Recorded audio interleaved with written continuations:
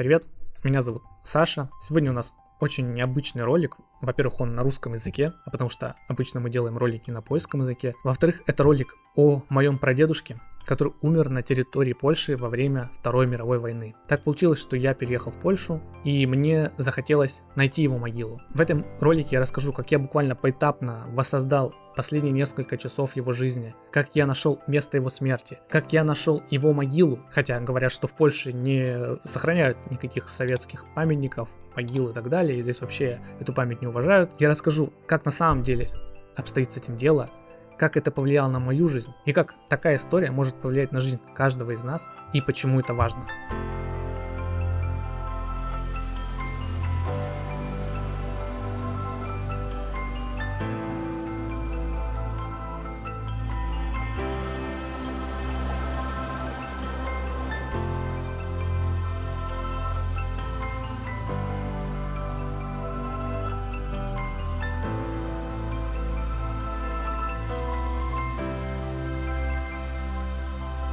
Я уже как-то делал ролик о своих предках со стороны папы, со стороны своих польских корней на этом канале, его можно тоже посмотреть.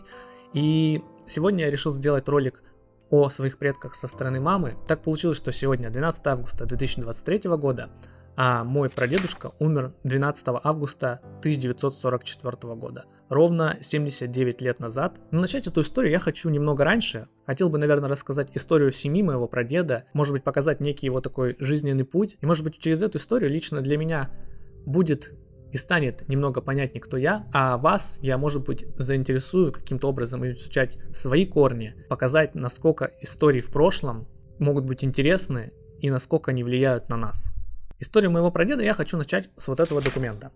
Это переселенческое свидетельство или переселенческая грамота. Такой документ выдавали семьям в Российской империи, когда их переселяли с западных территорий Российской империи в Сибирь, Дальний Восток и другие территории. В этом документе описан состав семьи моего прадеда, там описан его отец. Первые в списке это Иван Никитич, ему 45 лет, жена его дети, мой прадед Бородин Наум Иванович и его сестры. И каким-то удивительным образом там находится еще одна семья в этом списке. Но, наверное, в то время переселяться было какими-то группами, с какими-то знакомыми гораздо легче. Эту грамоту мне показала мама, когда мне еще было, там, не знаю, лет 15-16. Я не особо что-то понимал о том, откуда мои предки, кто я такой. Но когда я увидел ее вновь, у меня задался вопрос, а зачем вообще они, собственно, переселялись из Западной России в Сибирь? В 1914 году мой прадед и его семья были переселены из маленького села Вахново или Вахново в Орловской губернии в совершенно далекую и неизвестную на тот момент никому территорию Новосибирской области. Переселялись люди в тот момент по нескольким причинам. Одна из них — просто крестьянам не хватало банально земли. Семьи были большие, прокормить они себя не могли, многое также забирало государство, поэтому они искали новые земли. Вторая причина — это аграрные восстания, которые тоже тогда происходили в Российской империи. И как возможность избавиться от вот таких вот голодных и восставших крестьян, государство решало, что можно их просто отправить куда-то подальше, где земли много, и, собственно, там никто их трогать не будет. Ну и третья причина — это такая банальная экспансия Российской империи на восток. Нужно было как-то заселять эти территории, нужно было как-то увеличивать там процент русского населения. Кстати, изучая этот момент, я узнал интересную вещь, что когда Российская империя пересылала русских людей на территории в странах Средней Азии, которые сейчас это Киргизия, Туркменистан, Казахстан, поднимались восстания против того, что активно заселяли туда русских людей. И Российская империя активно подавливала эти восстания и достаточно жестоко подавливала. Даже в некоторых странах остались памятники, посвященные этому восстанию. Семья моих предков в 1914 году была переселена в Сибирь, и, возможно, кстати, это переселение сыграло хорошую для них роль, потому что чуть позже в Российской империи началась Первая мировая война, и так случилось, что и мой прапрадед, то есть отец вот этого Бородина Наума Ивановича, не попал на войну, и никто другой из их семьи на Первую мировую войну не попал. Но так случилось, что через 20 с лишним лет после Первой мировой войны началась Вторая мировая война. Когда война пришла на территорию России в 1941 году, моему прадеду было 24 года. У него была жена, 3 детей, и всех он оставил и отправился на фронт. К сожалению, данных о том, как он прошел всю эту войну, у меня не было. И когда уже позже я узнал информацию о том, что он умер в Польше, мне захотелось найти все возможное известное о нем, восстановить просто какие-то последние дни, часы его жизни, чтобы его история, она как бы не исчезла, чтобы она осталась в моей семье, чтобы она осталась со мной, чтобы я знал, что с ним случилось. Поэтому я приступил к поиску. И несколько недель я искал информацию о нем, собирал какие-то данные, обзванивал своих родителей, свою маму, разговаривал с ним много о том, что она помнит, что каким-то образом произошло. Благодаря таким сайтам, как «Память народа», где я просто буквально забил его имя, мне выдалась его карточка. То есть карточка с его боевым путем от момента, как его призвали, до момента, как он умер. Из этой карточки я узнал, что он был в 44-й гвардейской дивизии, и благодаря архиву мне удалось узнать весь путь этой дивизии, то есть где она была сформирована, и буквально до конца войны, где она была расформирована. Это уже много мне давало, потому что мне показалось уже очень круто, что я знаю, допустим, как он двигался, в каких он мог сражениях гипотетически участвовать на протяжении всей этой дороги, и это очень круто, потому что ты получаешь некую информацию, да, о человеке, которого никогда не знал, и вот ты начинаешь по кусочку собирать какой-то его путь. Параллельно с этим я занимался сбором данных просто о его семье, узнать, что вообще от него осталось. Удалось даже найти его фотографии его семьи до переселения. То есть эта фотография еще сделана там, в Орловской губернии. И вот на этой, кстати, фотографии здесь еще нет его самого, потому что фотография сделана чуть-чуть до его рождения. Но на этой фотографии есть его старшая сестра, вот эта девочка. С вот этой девочкой, с его старшей сестрой, у него будут очень теплые и очень дружественные отношения. Так получилось, что когда я вместе с мамой собирал информацию, разные данные, нам в руки попалось его письмо с фронта. И это была буквально очень вообще необычная и уникальная вещь. Вот это письмо, оно написано 6 июля 1944 года. К сожалению, никаких предыдущих писем у нас не сохранилось. Возможно, он тоже их писал, но вот это письмо осталось, и оно уже с такой бумаги, которая вот начинает буквально крошиться у тебя в руках. Я хочу немножко зачитать, что он там написал. И в этом письме будет один очень интересный момент. Здравствуйте, многоуважаемая семья. С приветом к вам ваш сын Наум Иванович. Низко кланяюсь дорогой мамаше Анне, и еще низко кланяюсь сестре Фекле Ивановне. И еще передайте низкий поклон супруге и дорогим деткам поклон. И всем вообще по низкому поклону. Теперь, дорогая сестра Фекла, я хочу сообщить, что я пока жив и здоров, слава богу. Только очень далеко. И в этот момент в письме начинается какая-то неразбериха. Читая эти слова, то получается что-то очень странное. Сначала идет какое-то слово лекодалие, потом что-то вообще неразборчивое, потом идет слова раска, нчицака, инава, дата. И, в общем, эти слова каким-то образом они начинают просто терять смысл. Но дальше, в конце этого письма, опять начинается все нормально. Начинаются обычные слова. Дорогая сестра, Фекла Ивановна, пиши почаще, пишите, не забывайте. Также пометка, что это письмо написано 6 июля 1944 года. Тут надо поэтапно с этим письмом вообще разобраться, потому что в нем много интересного. 6 июля 1944 года. Его дивизия находилась в нескольких десятках километрах от города Барановичи. Уже 8 июля город был освобожден, в том числе и при помощи дивизии, в которой служил мой прадед. Буквально за 2 дня до какого-то большого сражения, да, он написал письмо своей семье, в котором рассказывал о том, что с ним все нормально, что все хорошо. Второй интересный момент в этом письме — это вот эта вот неразборчивая часть. Она начинается как раз, когда он начинает обращаться к своей сестре. Как мне рассказывала мама, а ей рассказывали и, собственно, ее бабушки и ее предки, что между моим прадедом и его сестрой были очень милые и такие веселые отношения. И как-то так вот пришло через всех родственников и так далее, что в этой кусочке письма он якобы что-то зашифровал специально для своей сестры. И я просто захотел это расшифровать и начал пытаться. Я долго ломал голову. Во-первых, очень сложно было разобрать какие-то буквы. Я долго разбирал там, пытался понять, что там написано, потом пытался менять слога. И в какой-то момент, мне кажется, я наткнулся на код. Тут начинается самое интересное. Теперь, дорогая сестра Фекла, я хочу сообщить, что пока я жив и здоров, слава богу, только очень далеко. Слово «далеко». Странно бы, что он так ошибся. В этом письме, кстати, много грамматических ошибок. Я думаю, это, наверное, нормально в то время для крестьян, которые там не получали какого-то там супер высшего или там хорошего образования. Но при этом очень странно, да, что он делает ошибку в слове «далеко». А следующее слово, вслед за этим «далеко», слово «леко-дале». И тут я понимаю, что он, видать, просто поменял 2 слога местами. И «леко-дале» это как будто, как бы ключ который он ей дает. Смотри, как бы вот я поменял два слога в слове далеко на леко дале, дальше все будет примерно так же.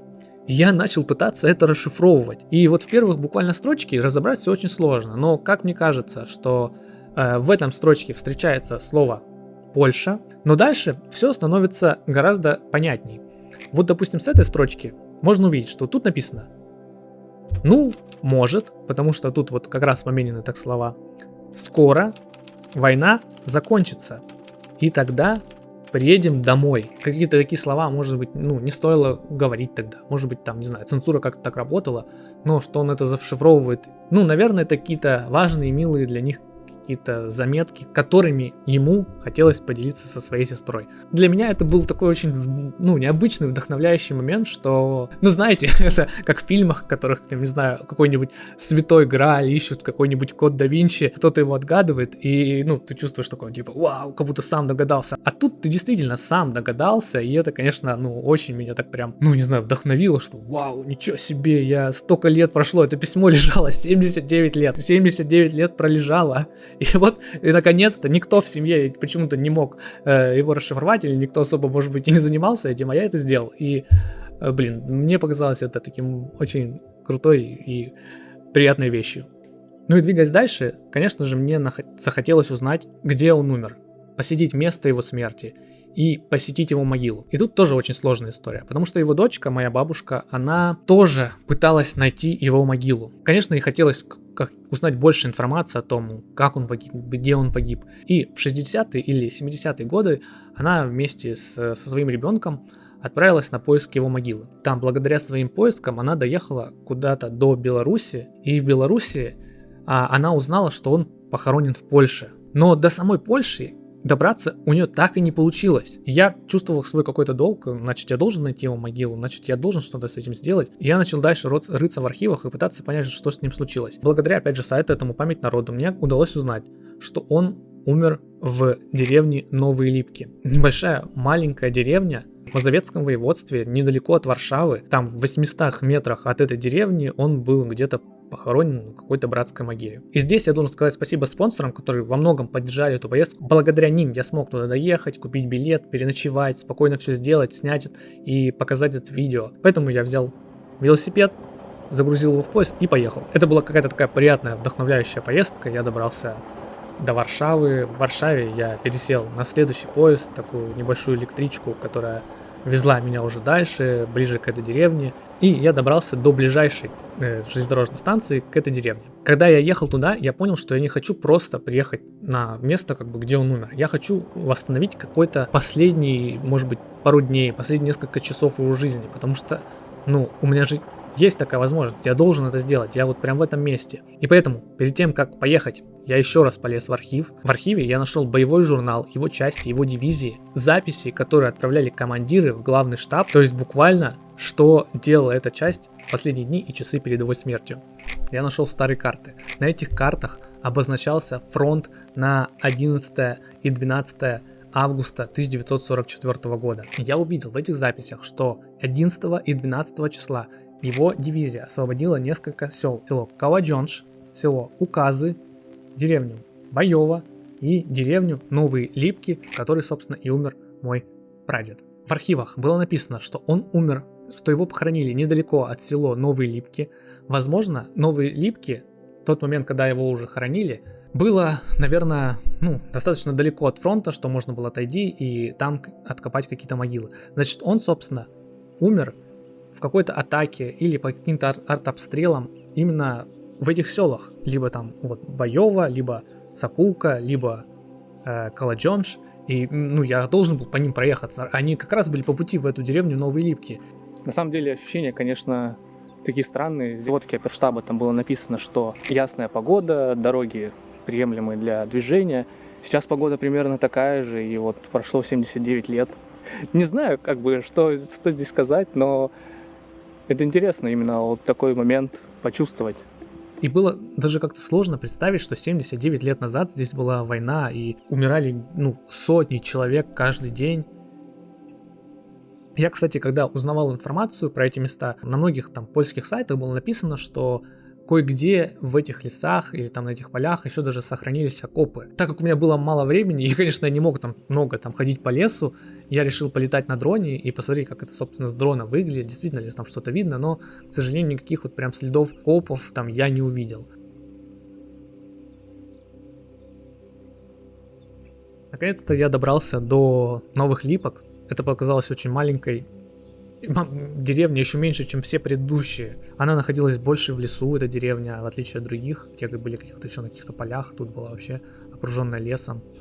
Я знал, что буквально там в 800 метрах от этой деревни было кладбище, где первый раз его захоронили. Как я понимаю, это была какая-то братская могила, куда похоронило много человек. Я прошелся по лесу, по дороге из этой деревни, проехался там на велосипеде, пытался отъехать там 800 метров, ничего не увидел, все заросло глубоким лесом. Собственно, а как можно было сейчас сохранить какую-то братскую могилу, тем более всех перезахоронили в другом месте, но пройтись по этому лесу было интересно. Когда я заходил в сам лес, мне показалось, что там даже остались какие-то следы старых дорог, потому что вот как бы такая чаща, такая густой лес, и вдруг какие-то такие полосы, как будто там ездили машины. И было как-то одновременно и грустно от того, что тут случилось это, и что прадед здесь умер, но и с другой стороны, как-то приятно, что природа была очень красивой и приятная такая деревня.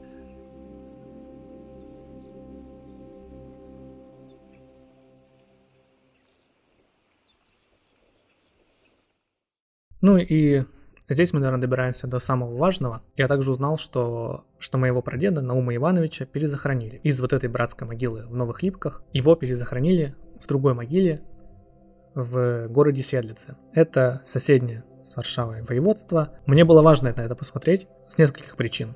Во-первых, потому что это могила моего прадеда. Второе, это та вещь, которую мы часто слышим из телевизора, что вот в Польше неуважительно относятся к каким-то памятникам советских солдат. Мне хотелось увидеть, действительно ли это кладбище, оно какое-то плохое, неаккуратное, или его там вообще нет, или его снесли и так далее. И я туда поехал. Когда я добрался, это оказался такой достаточно небольшой город, проехал через небольшой такой, можно сказать, спящий квартал и оказался возле кладбища. Кладбище было окружено забором, на котором была такая красная звезда, символ Красной Армии. На входе на кладбище висит вот такая табличка. Тут написано: это памятник, охраняемый законом. И на многих памятниках в Польше висят эти таблички, которые показано, что это место охраняется и о нем заботятся. Кладбище действительно меня поразило. Во-первых, оно было необычным. Это такие каменные монолиты, не разделенные ничем между собой, просто такой камень со звездой. И выглядело это действительно очень здорово.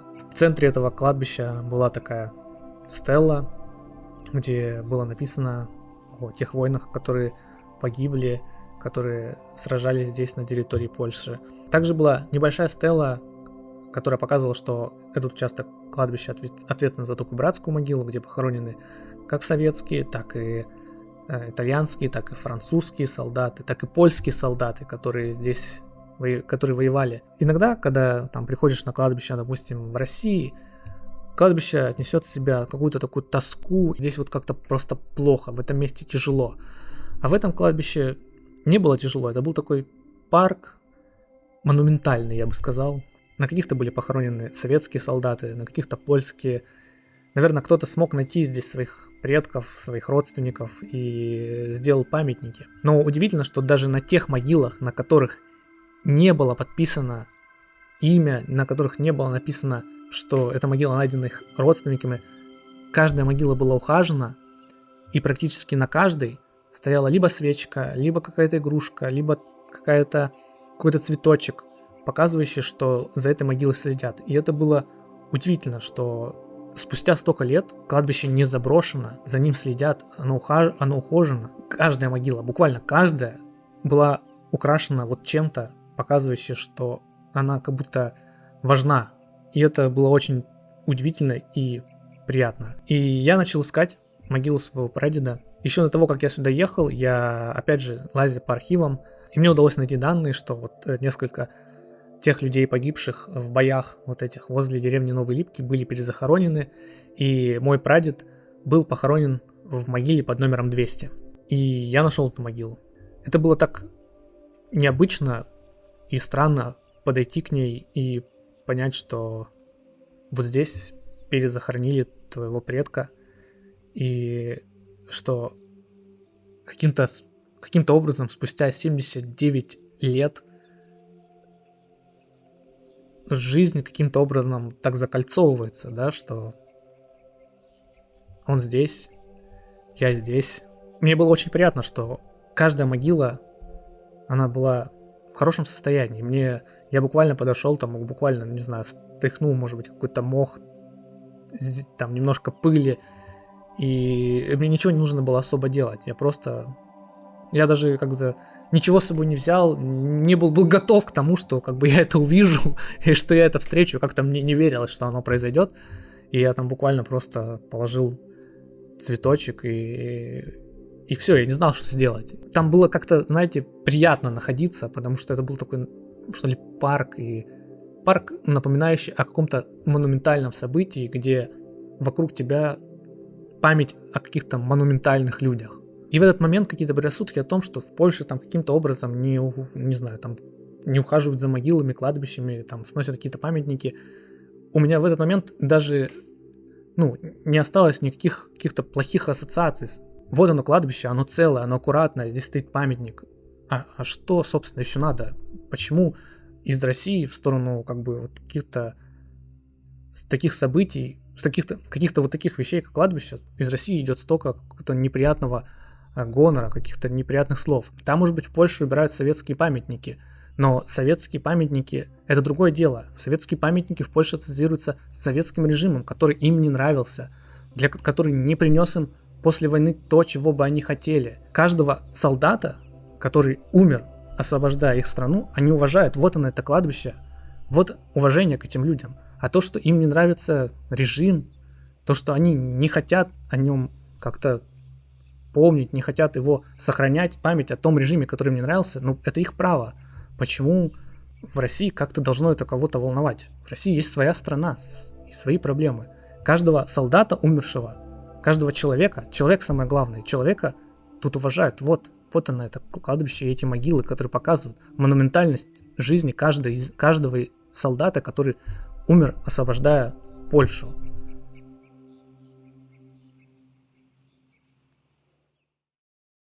В конце я уже хотел бы сказать о том, что это путешествие было достаточно необычным, и очень многое как бы дало мне каких-то необычных и странных таких ощущений и внутренних раздумий о жизни и о том, как все происходит. Было очень здорово найти могилу прадеда.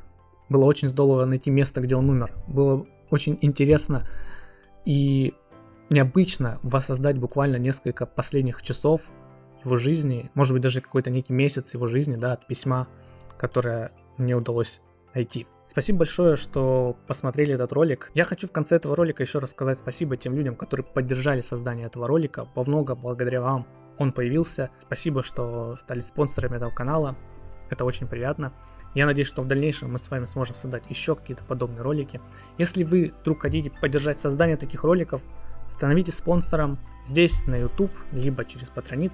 Также не забывайте поставить лайк, это помогает продвижению этому видео, подписаться на канал и поделитесь где-нибудь в своих соцсетях этим роликом. Возможно, это видео поможет кому-то найти своих предков. Возможно, кого-то заинтересует эта история, и он также захочет восстановить историю своих прадедов, дедов, которые погибли во время Второй мировой войны. Мне кажется, это будет очень здорово, если мы дадим какой-то старт для таких возможностей для других людей, и их это заинтересует. Опять же, я уже делал это под прошлым роликом про предков.